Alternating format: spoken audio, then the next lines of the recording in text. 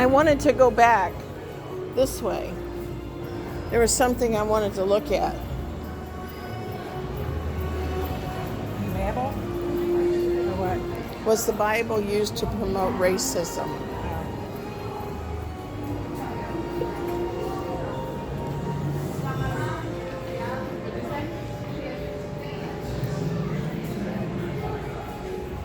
Yeah, it's the big, it's a room divider. Let me see it, FaceTime me.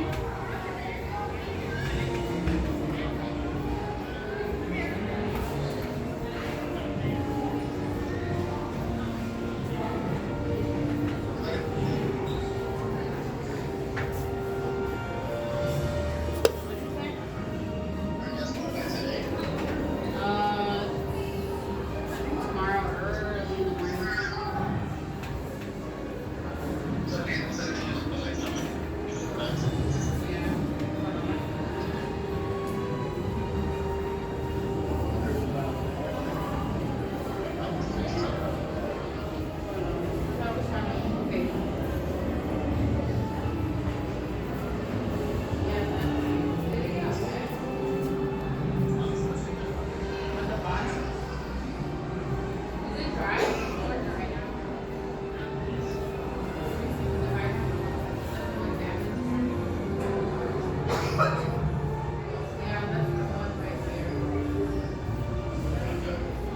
And then the box is like, where is the, right over there by the, right the way. Right there, that's all. So just put it in there. I don't know if she's giving me cash, she's gonna give it to Cash App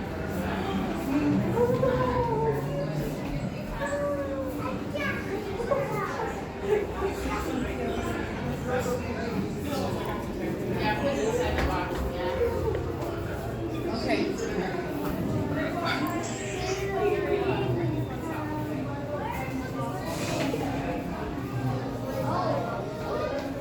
Our superficial differences are merely the result of a different combination of features that humans have had since creation. The variety among different people groups could have occurred in a few generations in the small populations that split off from Babel. If Noah and his wife had middle brown skin, their children could have exhibited the whole range of skin tones from light to dark.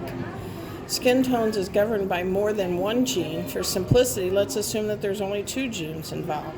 Using a Punnett square, we can estimate the skin tone produced by a couple who have middle brown skin and genetic variability for light through dark skin. So here's your Punnett square. Now remember, Ham and his wife ended up in Africa. Japheth and his wife and Shem and his wife were Middle Eastern, and they were European.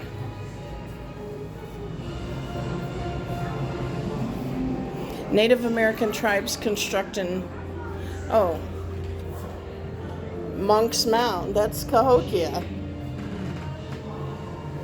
They constructed earth mounds or towers.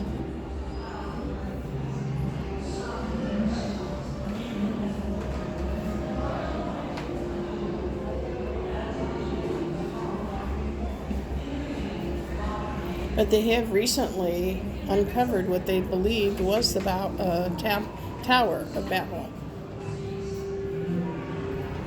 The Bible accurately records the historical events at Babel. Some tribes have traditions that seem to describe the Babel event in their own way. These legends do not seem to be the result of missionary influence, as skeptics often allege. If they were truly handed down through the centuries, then we have some striking corroboration of the biblical account. The Papago of Arizona, Mikar of Burma, Choctaw of southern United States. The first people wondered what the sky was like, so they decided to build a tower of rocks who would touch the heavens. After the wind destroyed their first 2 attempts, the people slept next to the tower on the 3rd night, and the tower was blown over again on the rocks, and the rocks landed on the people. When they pushed the rocks away, they were surprised to discover that they could no longer understand each other because they no longer spoke the same language. That is a verbal history provided by the Choctaw of southern United States. Then there's the aliens in the pyramids. Popular movies and television shows have suggested that these structures were either planned or built by aliens from outer space, but from a biblical perspective, there is no basis for believing in extraterrestrials. Even if we aren't fully sure how our predecessors accomplished these feats, there's no need to appeal to alien involvement. Ancient man was highly intelligent and fully capable of constructing these engineered marvels. Our answers are scattered from Babel, and similarities in the design and purpose of these towers seem to reflect a common origin, the Tower of Babel. Ancient man, brilliant or brute?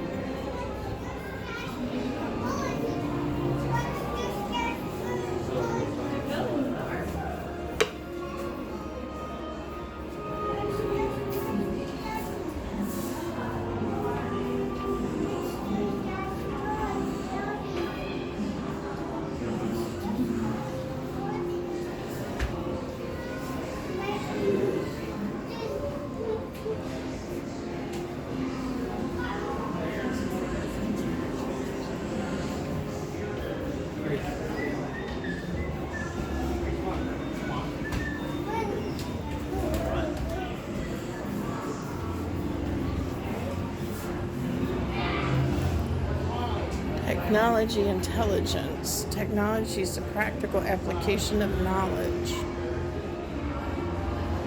If you remember, when the Europeans came to the United States, they met with very primitive inhabitants and had no knowledge of the technology that we now know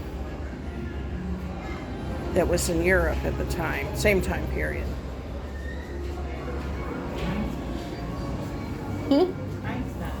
Einstein. Here's one world, two views. Which view is confirmed by history and archaeology? Evolution, the popular view of our ancient ancestors, has been strongly influenced by evolutionary teaching, which portrays early humans as unintelligent, grunting brutes. But the Bible reveals that man was created in the image of God and from the very beginning was highly intelligent, capable of remarkable achievements. How could Noah build something so large and sophisticated?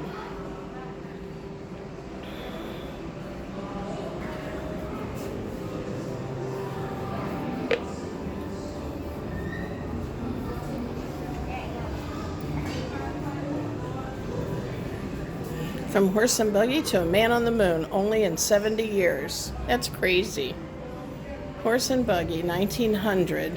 By 1981, we've got the Space Shuttle Columbia. 1900, horse and buggy. 1903, Kitty Hawk.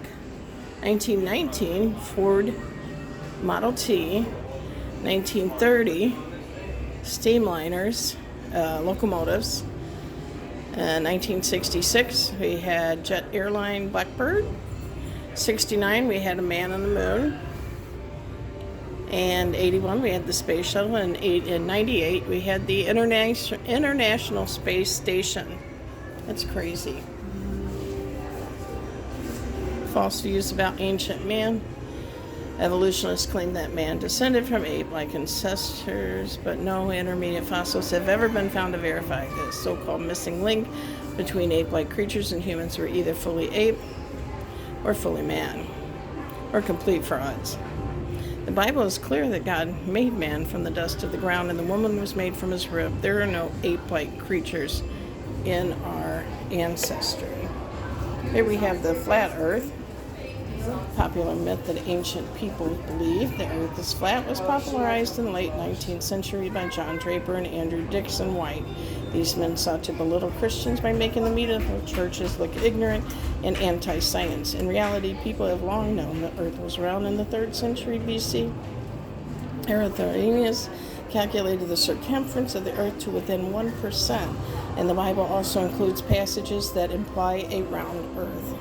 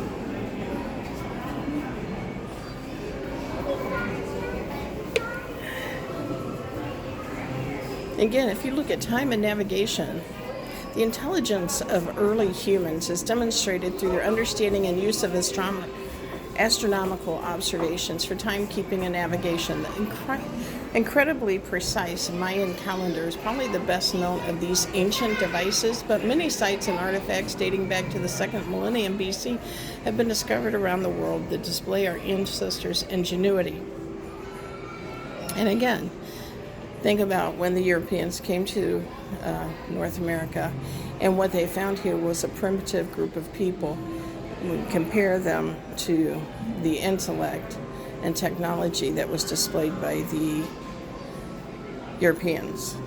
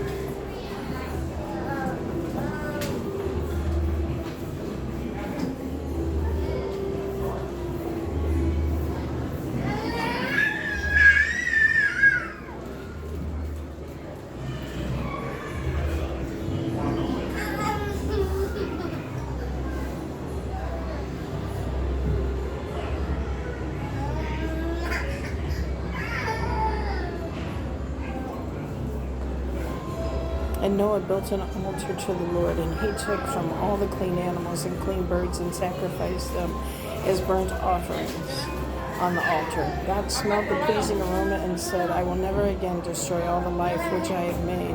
As long as the earth remains, seed time and harvest, cold and heat, summer and winter, and day and night shall not cease. And there's the original 8.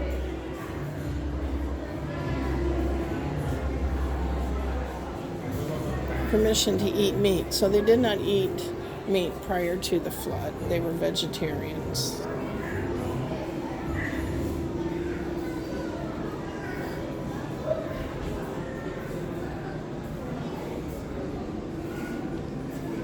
In the beginning, God gave man authority over the beasts of the earth, birds of the air, and fish of the sea.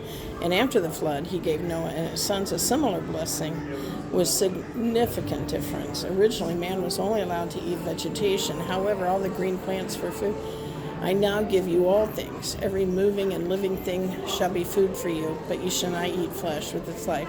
Well, when the flood ended, God gave man permission to eat meat with the qualifications that it did not have its lifeblood in it. God would later restrict certain meats under his covenant with the Israelites at Mount Sinai, but the New Testament shows that their restrictions were intended for certain people at a certain time. Capital punishment for God. God said to Noah, I will demand an account for your life. Whoever spills man's blood, by man shall be blood. Okay, let me start again. God said to Noah, I will demand an account for your life. Whoever spills man's blood, by man shall his blood be spilled, because in the image of God he made man. That's in Genesis 9, verses 5 through 6. God stressed the value of human life by sanctioning the death penalty for acts of murder. If a person murders another human being, he has destroyed someone made in the image of God, which is a grave offense against the Lord himself. Other serious crimes were also deemed worthy of capital punishment under the law of Moses, and the New Testament states that governing authorities have the right to execute judgment for such crimes, and that's at Romans 13:4.